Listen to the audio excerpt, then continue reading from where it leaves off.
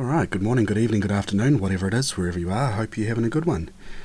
Today we're just on a little scruffy little immersion number, really. Takes a few influences from a few other places, mostly from the concept of a shuttlecock fly. I really like it. It's been a struggle to get fish to lift to dry flies, but one of these tied off behind paradiddums has accounted for a couple. Pretty simple, straightforward pattern. We're using fox squirrel for the dubbing, which gives all that little spiky bits and pieces from the guard here sticking out there. Not using any actual ribbing, so to say. We're just running our thread back through it just to sort of reinforce it. Our wing here is CDC. We've got a little bit of Semperfli Krystal Pearl underneath. We're tying it on an Ahrex FW524, which is the super dry hook, and that's in a size 14. Again, like a lot of the pins I tie, adjust the colours to what you need, size to what you need, and have at it. I found a handy pattern. It's just a messy little number on the surface, and fish seem to like having a nab at anything that's stuck in that surface film. But we'll crack on, get into it. I hope you enjoy. Happy tying. Right, thread today we're using the Semperfli Nano silk in brown. This is 30 denier or 18 aught, depending how you want to measure it. And we are just going to do our base layer of thread here. And you're just going to wind that down the body. Now I keep this pretty simple, but food for thought. You could use some predator fibres or something like that. Make a bit of a shuck out the bottom. Mix a bit of flash in it. Whatever you feel you need to do. But for now we're just going to get that base layer of thread tied on there. I actually leave my scissors underneath the camera here, but there we go. And just get rid of our tag end. And we'll crack into the dubbing. Alright, next up is the dubbing. Up to you. Sometimes it can be handy putting just a little bit of wax on there. Just helps that dubbing stick there a bit better. Again, I'm using fox squirrel. It's a brilliant dubbing. Heaps and heaps of guard hairs. And heaps of really fine stuff to bind it down. It's really not much this. You're just going to make your little dubbing noodle. Like I've said before, or if this is your first time watching my videos, less is more. I like to start off with maybe 1.5 to 2 inches of dubbing noodle and just build your way up. Keep in mind you don't want a big fat body on this. It's a little mayfly or caddis coming up, probably even be used for midges and stuff like that. And we're just going to build this up to about where we want to tie in that wing, just slowly letting it build up. And like I said, the start doesn't actually have any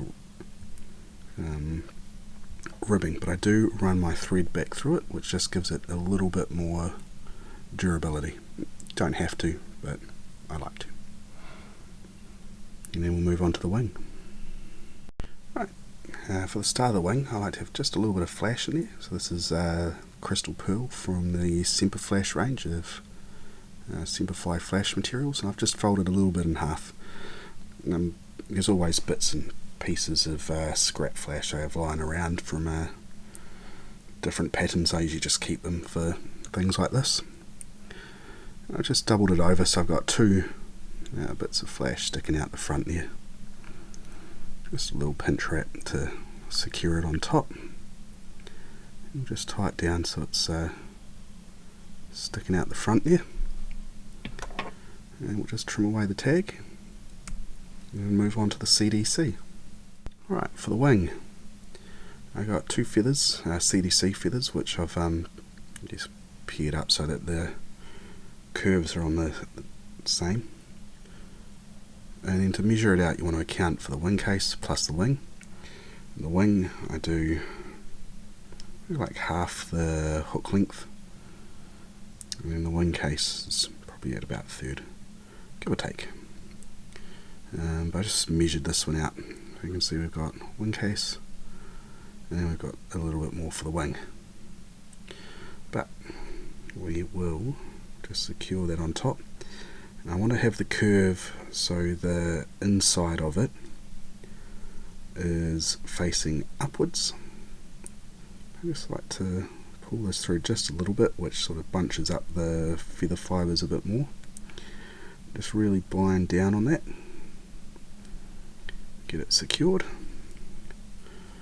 And from there, just trim off this. Now you don't have to consider that waste. This is great for, you know, nymphs, sort of, yeah, especially if you're tying things like Euro nymphs and stuff like that to do collars with.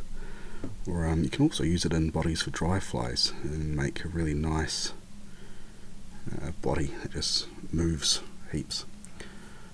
Pretty happy with that. Maybe slightly too long, but that's alright. Once we've got it secured in, we're going to trim these little bits of flash up as well. But we'll move on to the rest of the body now. Right, once again we're back to the fox squirrel, so I just got myself a little pinch of that. I put some wax on the thread as well, so I just put a little bit too much on that. Just pull that back, and I've dropped it down into a little bowl I've got down below my VISE. I can just go back and grab it for the next little bit. And then I like to just put one in behind it. It's hard to see, but I find with anything with a wing case, if you don't put that little bit behind it, you end up with this weird sort of gap between the wing case and the rest of it. And I'm not looking for a super tidy smooth body here. I want it to be a bit messy. I might just try to find a bunch of guard hairs here just to really wrap it in. And I like to build up a bit more of a body through this segment as well.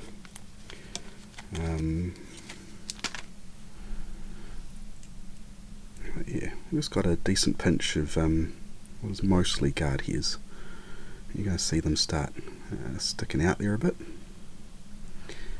Then from here, I'm just going to grab that, pull it over.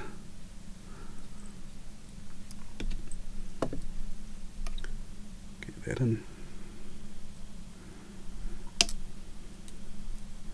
I just try to pull back any guard hairs that might be sitting there.